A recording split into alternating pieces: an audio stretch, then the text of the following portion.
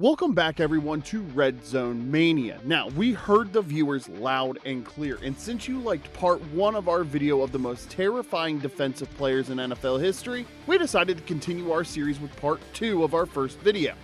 If you didn't get a chance to watch the first video, I recommend you click the link in the description below or in the top right hand corner. Now, there were so many terrifying defensive players to highlight that we wanted to add a few from our list, so we'll get right to it. These players were so intimidating, receivers didn't want to catch balls in the middle of the field. So let's continue our list, or the start of the second list, I should say, with number 10 and the ball hawk and ruthless safety from the Baltimore Ravens, Hall of Famer Ed Reed. From a quarterback perspective, this is a guy you really have to pay attention to. I want you to keep an eye on Ed Reed today. You see Ed come across on X-Force? You gotta be aware of Ed Reed, though. Reed was the last line of defense for that legendary Baltimore defense from the early 2000s. His combination of speed, range, and ball hawking skills allowed him to cover large portions of the field, striking fear in the eyes of his opponents. And it wasn't just receivers that feared him. Reed loved flying down the field on punt returns and hitting the daylights out of his opponents. It is safe to say that every punter feared Ed Reed blocking their punts, lunging his body to knock down the ball. On the offensive side of the ball, Peyton Manning knew where Ed Reed was at all times on the field.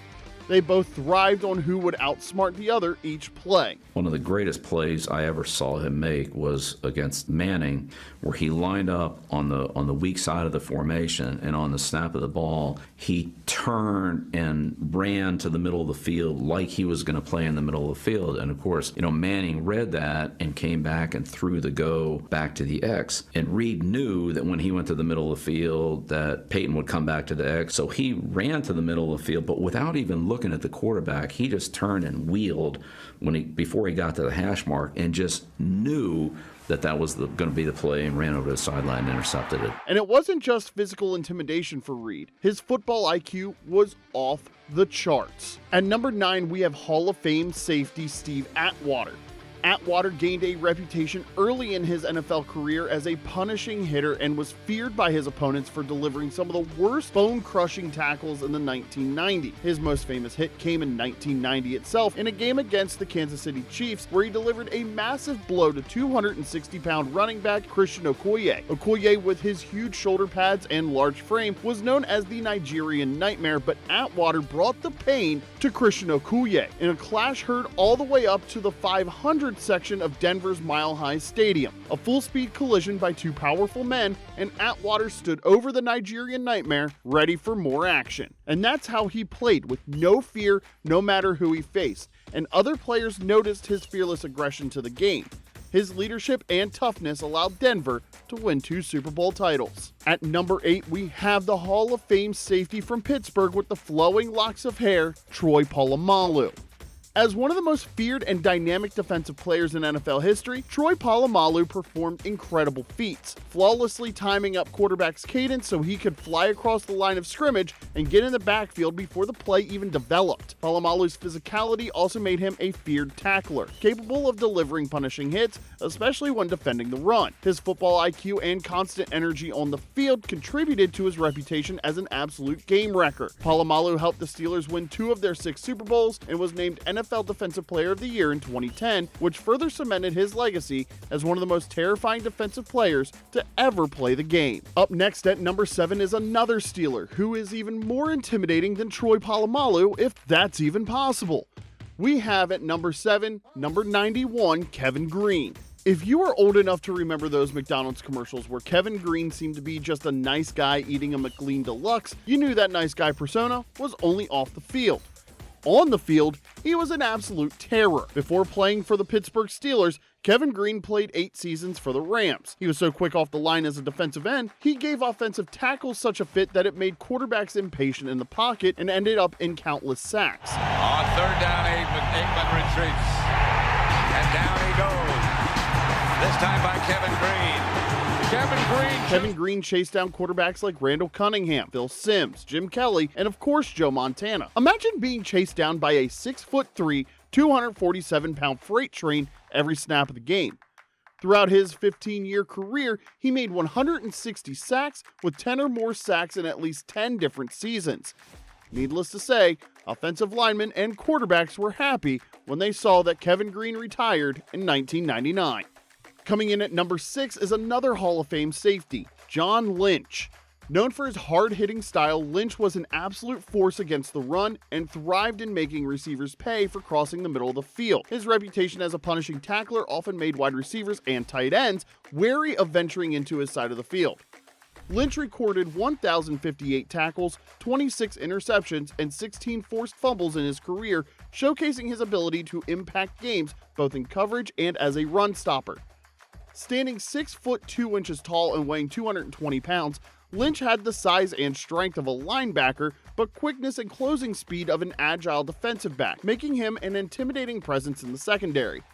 He was particularly known for his fearlessness, often delivering high-impact hits that set the tone for his defenses. This was evident during his time with the Tampa Bay Buccaneers, where he helped lead one of the most dominant defenses in NFL history, culminating in a Super Bowl victory during the 2002 season.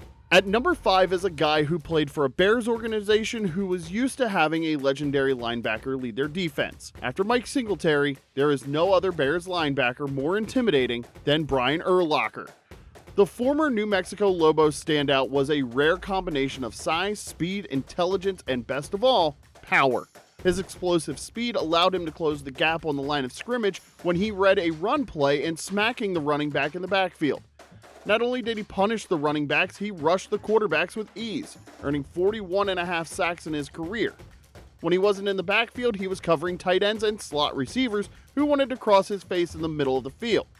But coming over the middle of the Bears defense came at a price. Urlacher was an 8-time Pro Bowler, 4-time first-team All-Pro, and 2005 Defensive Player of the Year. You don't get those accolades lightly, and it proves that his legacy will be everlasting as one of the best and feared middle linebackers to ever play the game. What you gonna bring to the table tonight? Tonight! At number 4 is a safety that just looked intimidating. His nickname didn't help matters either. For all of you Marvel fans, former Eagles safety Brian Dawkins was better known as Weapon X. You know, the Marvel character who was a human government experiment, designed to eliminate potential threats? Yeah, well that name perfectly fit Brian Dawkins because he played like a human missile every snap of his career. His physicality, intensity, and leadership was unmatched and proved to be a valuable asset to the Eagles' NFC Championship teams under Andy Reid. Dawkins' physicality was definitely evident throughout his career, especially with his ability to punch out the ball with his hard hits. He forced 37 forced fumbles during his career. One of his most memorable hits came in a 2003 playoff game against the Atlanta Falcons, when Dawkins delivered a massive hit to Falcons tight end Algie Crumpler, setting the tone immediately that the Eagles were ready to win this critical playoff game. Now entering the top 3 of our list and in the number 3 spot is San Francisco legendary linebacker Patrick Willis. I think all football fans can admit when you hear the name Patrick Willis, you tighten up a little bit. He is just that terrifying. One of Willis's most intimidating qualities was his physicality in the open field. Just take a look at the 2011 game against the Seahawks. Willis delivered a jarring hit on running back Marshawn Lynch, who is no slouch and a notoriously tough runner. Didn't matter to Willis, he stopped him cold. These types of hits became a hallmark of Willis's game and made offensive players mindful of where he was all times on the field. Coming in at number 2 is that bad man himself, Mike Singletary. Remember when I said earlier in the video about Brian Urlacher and how he was a legendary linebacker in Chicago? Well, Mike Singletary set the standard well before Brian Urlacher was on the scene. Singletary's trademark wide-open eyes matched his intensity on the field and was the perfect anchor for one of the best defenses in the history of the NFL, the 1985 Chicago Bears. Just think about this for a second. You had offenses in 1985 that had to find a way to beat Mike Singletary, Richard Dent, Refrigerator Perry, Dan Hampton, Steve Mongo McMichael, and that doesn't even include their defensive coordinator Buddy Ryan and the ever-intense Mike Ditka. No wonder they were called the Monsters of the Midway. Singletary's fierce playing style and mental sharpness earned him the nickname Samurai Mike, slicing up running backs and quarterbacks while dominating the league year after year. At 6 foot even, he wasn't even the largest linebacker. but his heart was the largest out of all of them, and his piercing eyes gave him an advantage of determining where the play was going almost immediately after the ball was snapped. His intense pre-snap focus, especially his famous wide-eyed glare, became an iconic part of his identity and a symbol of the Bears' ferocious defense. Singletary's presence in the middle of the defense was crucial to the Bears' 4-6 or 46 defense, which overwhelmed offenses with relentless pressure and physicality. He finished his career with 1,488 tackles, 19 sacks, and 12 fumble recoveries. And finally, our number one pick of this Part 2 list of most terrifying defensive players is none other than Jack Tatum. We heard the viewers loud and clear, and we absolutely agree. Jack Tatum is, without a doubt, one of the most terrifying players to ever play the game of football. Nicknamed the Assassin, Tatum's reputation as a hard-hitting safety was not a lie, delivering on the reputation of Raiders being very intimidating on the field. Tatum's play style was marked by his ability to deliver devastating hits on receivers coming across the middle of the field. It's not hyperbole when it is said that Tatum has on record one of the nastiest hits ever in the history of the Super Bowl. He laid out Vikings receiver Sammy White in Super Bowl 11 in Pasadena, California. Take a look at this play from 1978 as well. It was a preseason game, and Tatum decided to hit New England Patriots wide receiver Darryl Stingley so hard that it left him paralyzed. It was a gruesome hit, and oddly enough, no flags were thrown on that play. From Tatum's perspective, he wasn't a dirty player, he just played as hard as he could until the play was whistled dead. That intensity reinforced Tatum's image as a fearsome defender who roamed the field with no hesitation to do whatever it takes to make a play. Outside of his hard-hitting style of play, Tatum was also an effective playmaker. Throughout his 10-year career, he recorded 37 interceptions and earned a Super Bowl championship for the legendary Raiders during the 1976 season. Hell, there wouldn't have even been the Immaculate Reception in 1972. Jack Tatum didn't lay out Steelers receiver John "Frenchie" Fuqua and pop the ball up in the air for Franco Harris to catch it and take it to the house. Jack Tatum was an absolute force and can be easily called the most terrifying defensive player to ever play professional football. Thanks for watching, and we will see you next time.